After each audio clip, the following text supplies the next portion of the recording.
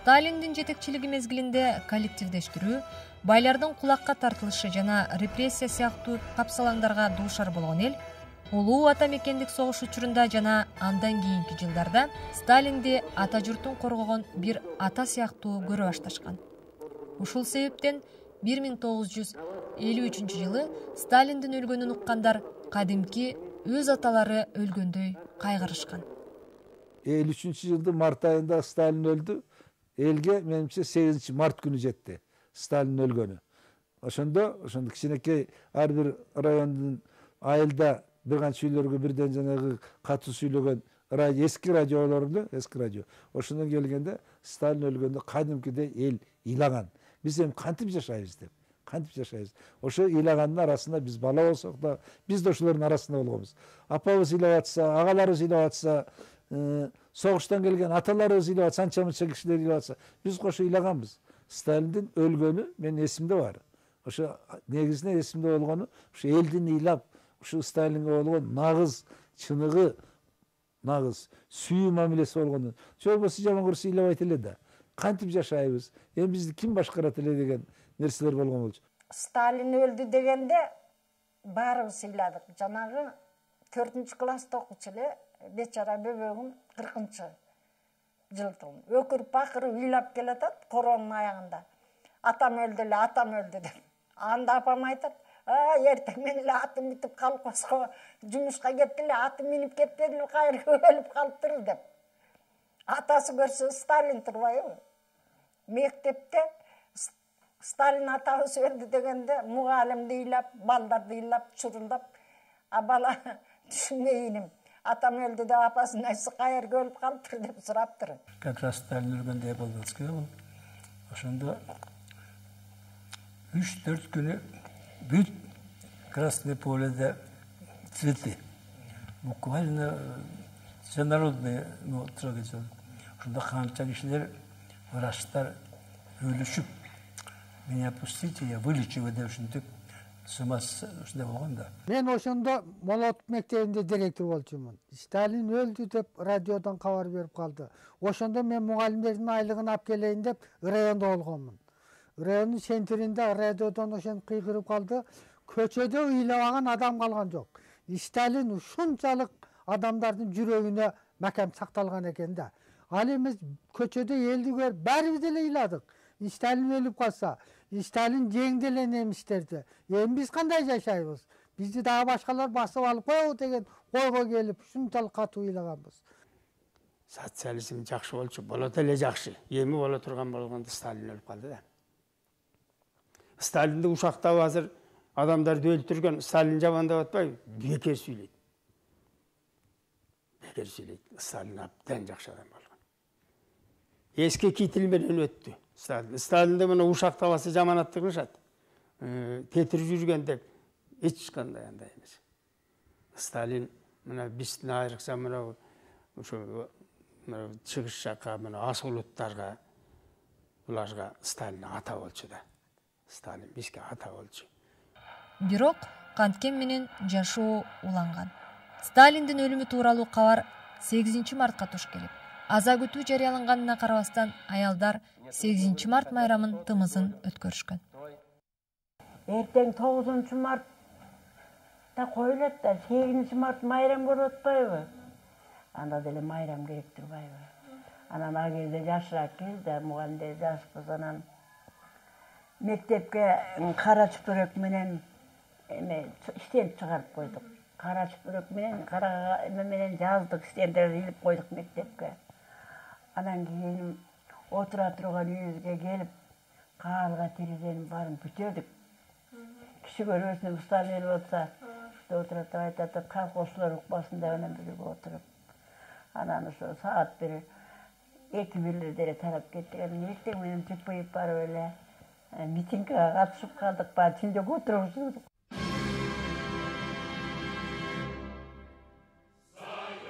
Хрущев тышкы чөйрөдө жалаң Сталиндик мезгилди кайрадан баалап чыгуу керек деген сөзүн айтуу менен таанылат.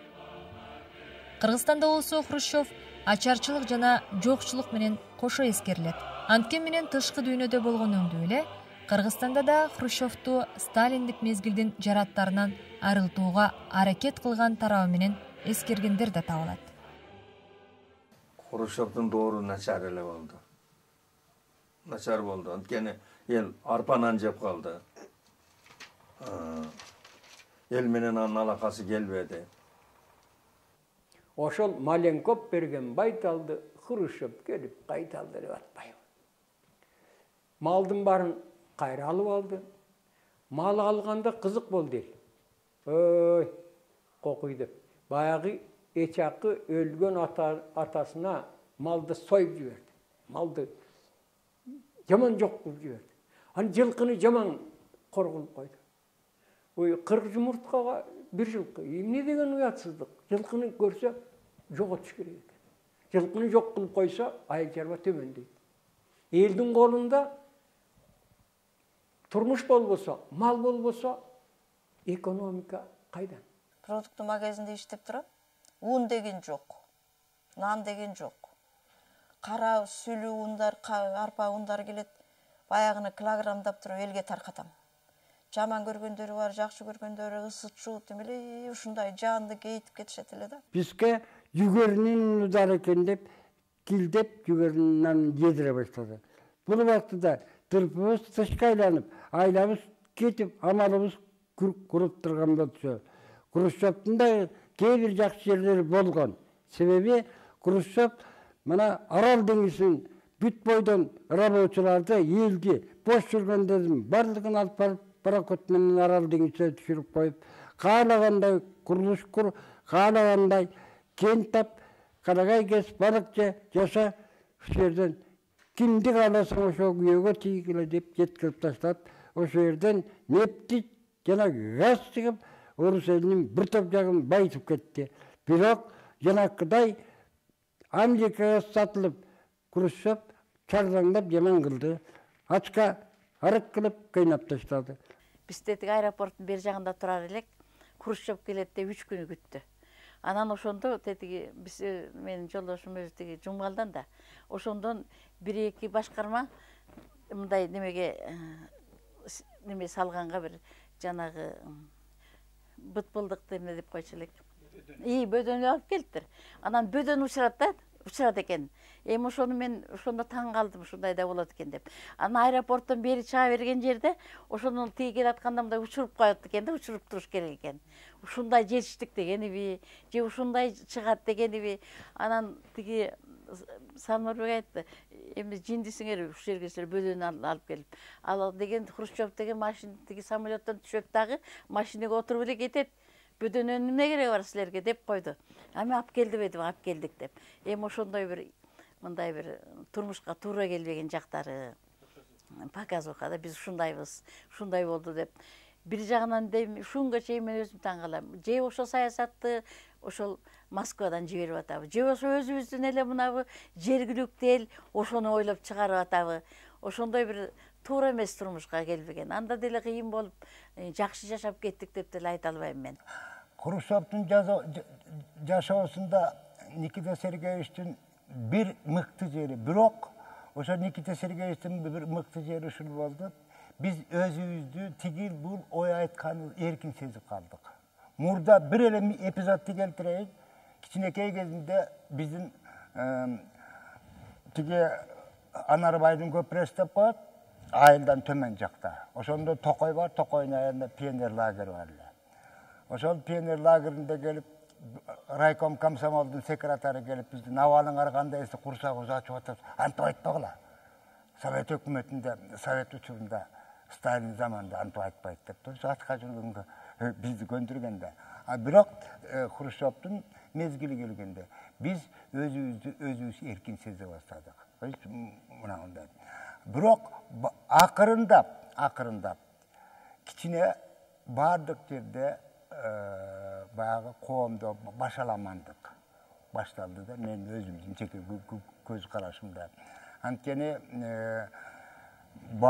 бирде өйдө чыгып кетип, кээ бир учурда бизди бир учурда 1,5 жыл нанды бекер берип, чайды гана алчубуз. Ушундай абалга жеткирип, бирде жакшы кылып, экинчи учурда Biz аябаганда темсил этип койгон учурга чейин алып барды. Хрущев мезгилинде Кыргызстандын башында коммунисттик партиянын биринчи секретари катары 1950 жылдан бери Исхак Раззаков турган. Раззаковдун маалында орус мектептеринде кыргыз тилинин окутулуусу сыяктуу бир топ жаңы демилгелер иш жүзүнө ашырылган. Бирок ушул сыяктуу иш-чаралар Раззаковдун кыргыз улутчулдугу менен жазаланышына себеп болгон. Натыйжада Раззаков 1961 жылы кызматынан бошотулуп, ордуна Турдакун Усуалиев алып келинген. Советтер Союзунун борборундагы Хрущевдун тагдыры деле Раззаковдукунан айырмалуу болгон жок. Хрущев Сталин доорунун иш-чараларын сындоо менен токтолбостон, өзү да андан башкача башкаруунун формасын ишке ашырууга аракет кылган. Бирок Хрущевдун бийлиги жана мындай көз караштары Советтер Союзунун түрдүү күч структуралары тарабынан колдоого алынган эмес. Хрущев жасаган иштери жана сөздөрү менен 30 жыл бою күчтүү, жалгыз лидердин башкаруусуна көнгөн советтик коомчулуктун кыялындагы лидер портретин толтура албады. Бул себептен жергиликтүү башкарууда Раззаковдун кызматтан алынышы сыяктуу 1964 жылы Хрущев да кызматынан кол жууган. Хрущевдун мезгили Кыргызстан боюнча алып карап көрсөк, келечек жылдарга таасирин бере турган окуялардын башат эле. Мисалы, бул мезгил Чыңгыз Айтматов сыяктуу улуу жазуучунун дүйнөгө таанылышына шарт түзгөн. Алгачкы романы Хрущев доорунда чыккан Айтматов жекеле кыргыздарга эмес, баарынан мурун бүткүл адамзатка кайрылган. Ошондуктан романдары Советтер Союзу менен бирге дүйнөлүк коомчулукка таанымал болду.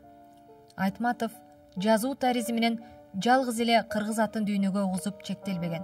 Өзгөчө дүйнө адабиятына Маңкурт сындуу түрдүү жаңы кейипкерлерди тартуулаган.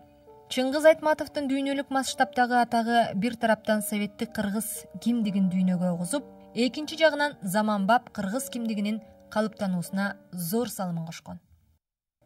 Айтматовдун чыгармалары Айтматов аркылуу кыргыз элинин маданиятын, кыргыз элинин көп жактарын дүйнөгө таанытпады. Айтматовдун чыгармалары чындыгы мындай терең философиялык ой жүгүртүүлөр менен берет. Айтматовдун чыгармалары мисалы үчүн айрыкча мына батыш элдерине дагы жүрөгүнө жакыныраак, себеби философиялык терең мааниде берет. Айтматов чындыгы таланттуу биздин чоң жазуучу, биздин эл кыргыз элинин интеллигенциясынын, маданий өкүлдөрүнүн бир көрүнүктүү, дүйнөгө көрүнүктүү таланттуу өкүл эмеспи? Дүйнөгө таанытты. Дүйнөгө таанытты. Дүйнө калкында бир кезде кыргыз деген эл бар экенин деле билбеген элдер бар. Ушунга чейин деле. Бирок Чыңгыздын чыгармалары аркылуу, анын дүйнөнүн тилдерин, түйүн элдердин тилине котолушу аркылуу кыргыз деген эл бар экен. Кыргыз деген элдин ичинде ушундай улуу жазуучулары бар экен деп түшүндүрүп атыр да, таанытып атпайбы, түшүндүрүп таанытып атпайбы? Жамиланы ошо жаңы чыккан мезгилинде ушундай аябай каттуу ушундай эме болуп, ажиотаж болуп эле ушундай Жамиланы биринчи эме болду, кабыл алдык. Андан кийинкилери бетме-бет, биринчи мугалим, ушул Чыңгыз Айтматовдун ошондой эң адабиятка биринчи кирген. Анан биз ушу мен биринчи курска келгенде как раз ошо эмени Жамиланы сындап атышкан экен. Жамиланы сындап, бул деген туура эмес, бул күйөөсү кызыл армияда жүрсө, бул Жамиланын бияка күйөөгө чыгып кеткени бул эмне деген дешип ушундай. Мунун чыгармалары дагы көбүнчө элдин турмушунан алган. Элдин азыркы болуп аткан окуядан, согуш убагында алиги Жамила деген киносу бар, көргөндүрсүңөр. Анан алиге Айсар Атбеле, ал кинолору бар. Эң бир сонунда уш элдин согуш убагында эл кандай кыйналгандыгын китепте чагылдырып көрсөткөндө өз көзүң менен көргөндөй болосуз. Айтматов Советтер Союзунда кыргыз улутунан чыккан адабиятчы катары тааныла баштаганда Борбордо Хрущев кетип, ордуна Леонид Брежнев бийликке келген. Брежнев болсо өз бийлигин куруу максатында Хрущев мезгилин сындап, Сталин доорун кайрадан көкөлөтө мактай баштады. Тартыш заман аяктап, адамдар салыштырмалуу бейкут заманда жашай баштаган.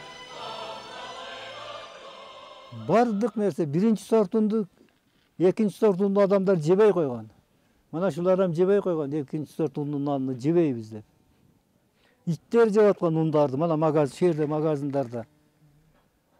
Онун нандарын болсо мына биз балдар менен саанда иштеп жүрдүк. Нанды жайт, экинчи сортунун нанын жебей табы, кап менен алып келип акурга таштайт малдарга. Малдар жейт.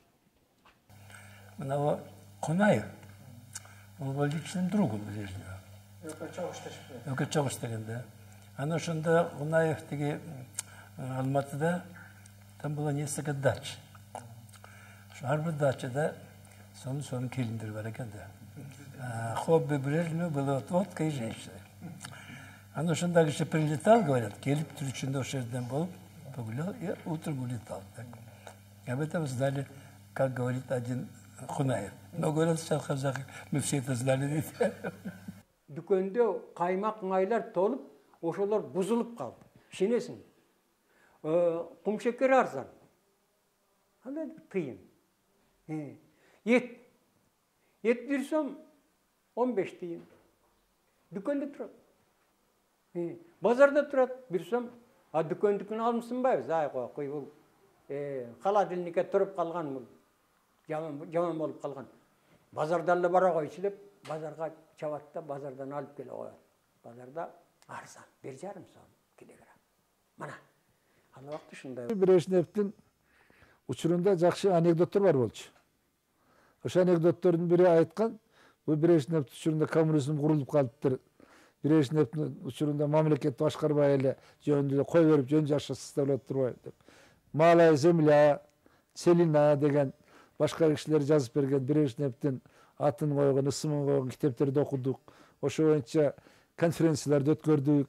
Ошо боюнча лекцияларды окудук. 4-5 курстун студенти болуп туруп, анан 1 жыл 2 жыл иштеп туруп ушулардын баарын биз жасадык.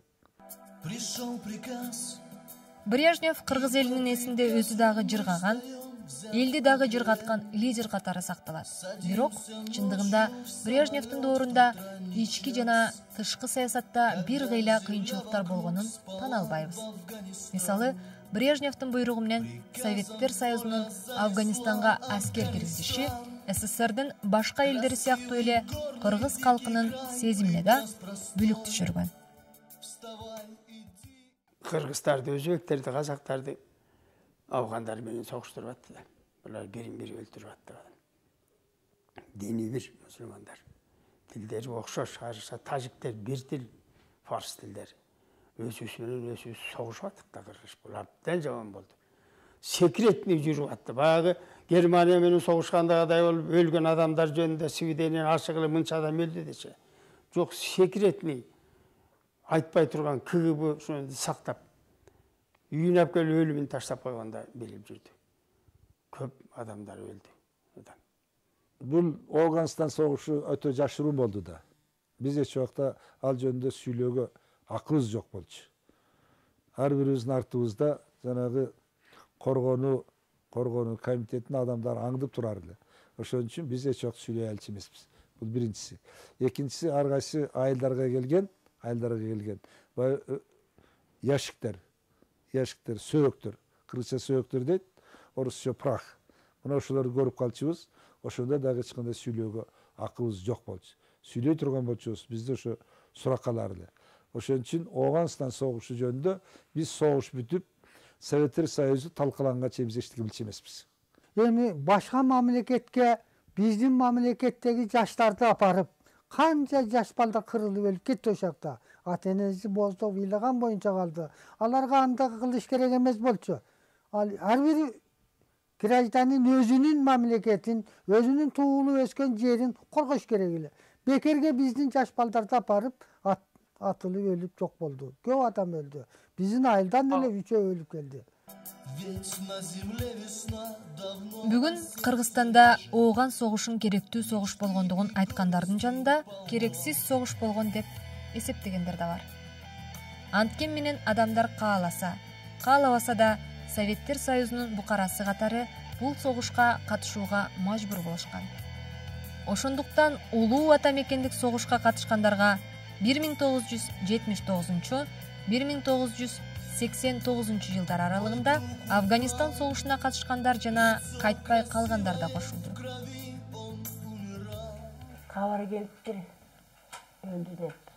Анан кийин өлдү деп угузду, анан баякема тап келди. Тиякта кам көрүп баягы кыргызча сап боюнча бозуй тигип, беленденип, ошентип турдук. Анан мен да бир кайнагам баласы, бир кайнежем болуп, анан сөөк тап келгенде бозуйга киргизгенден кийин военкоматтын кишилери менен үйгө кирдик.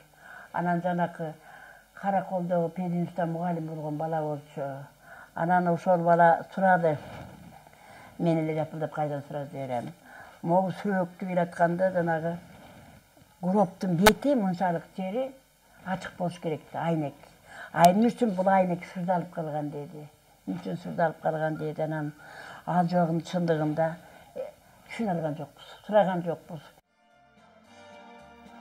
20 жылдык мөөнөт менен Советтер Союзун башкарган жана Афганистан менен согушкан Брежневдин өлүмү Коммунисттик партиянын генералдык секретарлыгында улам бийлик алмашкан өзгөрүүлөрдү жаратты.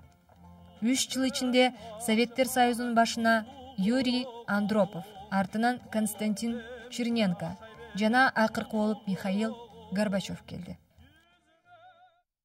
Андроповдон кийин анан Горбачев келип калды. Горбачев менен жанакы элчисин экөө түрткүлөшүш болуп туруп элди жакшы таратты. Бул тарап кеткенибиз аябай жакшы болду бир жагынан. Бир экинчиден тосмонун барын ачып таштап Горбачев ааламды таанытты. Бир кайда болгондо дагы башканы койдум, ар бир сонундарды, ар бир баштыгында карап көрчү. Мен билбейм, көтөрүп жүргөн сарапан баштыгы эмне материалы кандайдан жасалды. Чөнтөгүндө телефонун кандай экенин мен ал жерде түшүнө албаймын. Ушундай чоң илимге жетүүгө дарамет кылып, бир топ жогору даражага көтөрүлүп калдык. Нака жуулук, нака алдамчы. Мамлекетти ошол мурункудай кыламын деп, мурункудай ойлоду да, 9 мамлекет карамагыма калат. Ал дагы Американын президенти болом деп. Аны акмак киши. Комбайнер киши эмнени жаратат? Комбайнер эмне болдучу жана кийинки болгон президент ошону коюп кеткени туура эмес болуп калды. Горбачевдун аты эле Горбачев, анан акмак киши экен. Элди кырып коет, кырып деле кетти. Горбачев келишкенде эле ой Кашкабаш патша келди, аягы кандай болор экен деп ушу эл көп жакшы кабыл алган жок. Өсүш эл да көп эметкен жок. Сүйүнгөн жок. Ай ушу жакшы болбой калды. Баш Кашкабаш патша болуп калды. Биз Кашка болуп калар бекенбиз деп айтышты. Анан аксакалдар айтат да. Анан жаштар баягы я деп эле тим болушат да. Анан акыры Горбачев аялды биринчи патша ээрчитип чыккан ушу Горбачев болду. Эч ким аялын ээрчитип айылдашы эмес эле да. Горбачев болгон мезгилде кайра куруу деп чыкты. Ошондо Советский Союз деген журнал бар болчу. Ошол журналда Мавра келмеден Уралдан бир кемпир сүйлөгөн. Биз кайра курулбадыкпы? Эми кайсыга кайра курулабыз? Капитализмге барабызбы деп жазган. Демек, ал максаты башка болсо керек. Аягында Союзду таратып, бытыратып чыккылды, жок кылды. Анан кээ бирөө айтат го, ушу Горбачев туура эмес кылды, кайра курууга эрте алып келип койду, чаң тополоң кылып жерди, колхоз, совхоздор, социализм, коммунизм боло берет эле деп. Анан эми мен оюмча коммунизм болмок деле эмес экен да. Негизи болмок эмес экен да. Ал просто жөн эле минте беришчи да, биз коммунизмге баратабыз деп. А кайсы коммунизм экенин эч ким билбейт да, жок экен да көрсө коммунизм. Анан Горбачев наоборот эртерээк кайра куруу болуп өткөрүп койду, бирок элдин ошондо аң сезими жетелек болуп жанагындай тополоң болуп кетти да.